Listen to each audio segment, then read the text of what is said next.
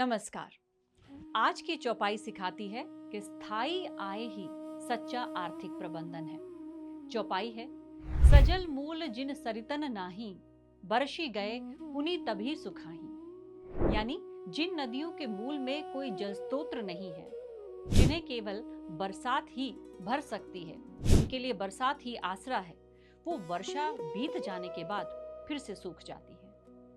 श्री रामचरितमानस के सुंदर कांड में आई ये चौपाई पहली दृष्टि में ऐसा लगता है जैसे प्रकृति का वर्णन है, पर वास्तविकता में ये आर्थिक प्रबंधन का एक अत्यंत व्यवहारिक और कालजयी सूत्र भी देती है।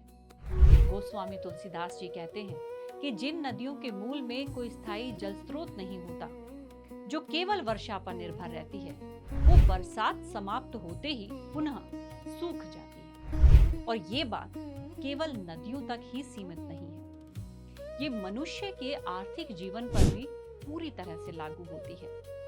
जिस व्यक्ति या परिवार के पास आय का स्थायी स्रोत नहीं होता, वो थोड़े समय की संपन्नता के बाद फिर से आर्थिक संकट में फंस जाता है। आज के समय में आर्थिक चुनौतियां केवल आय की कमी से नहीं, बल्कि गलत वित्तीय आदतों से अधिक पैदा हो रही हैं। बहुत से ऐसे लोग हैं जो अपनी वास्तविक आय से अधिक खर्च करने लगते हैं।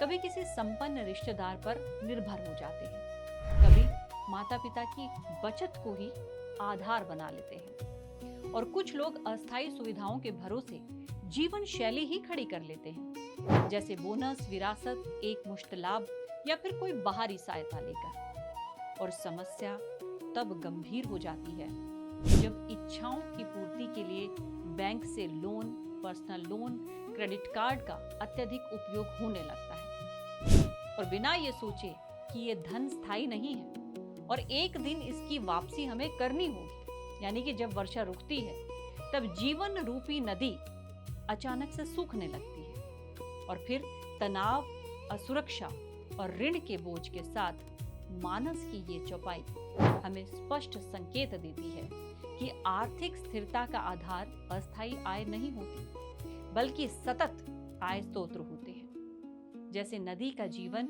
उसके मूल स्रोत झरने, हिमनद या भूमिगत जल ये होते हैं, वैसे ही व्यक्ति का आर्थिक जीवन उसके नियमित, भरोसेमंद और दीर्घकालिक आय स्रोत पर टिका हुआ।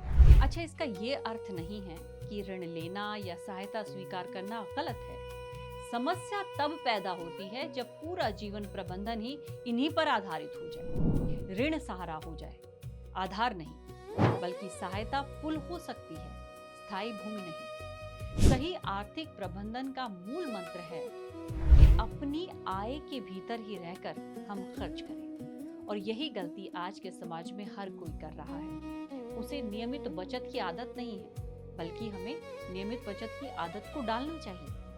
आय के एक से अधिक स्थायी स्रोत विकसित करने की सोचना चाहिए, और भविष्य की अनिश्चितताओं से बचने के लिए हमें पहले से तैयार होना चाहिए, और इसकी तैयारी हमें रखनी होगी। गोस्वामी तुलसीदास जी की ये चौपाई हमें यह भी सिखाती है कि आर्थिक समझ केवल गणित नहीं, अपितु हमारे विवेक का विषय है। जो व्यक्ति आज की चमक धमक में बहकर कल की तैयारी नहीं करता, वो वर्षा के बाद एक सूखी नदी की तरह रह जाता है। तो आज की चौपाई जीवन से प्रासंगिक अगर लगी हो तो कमेंट बॉक्स में हमें जरूर बताएं।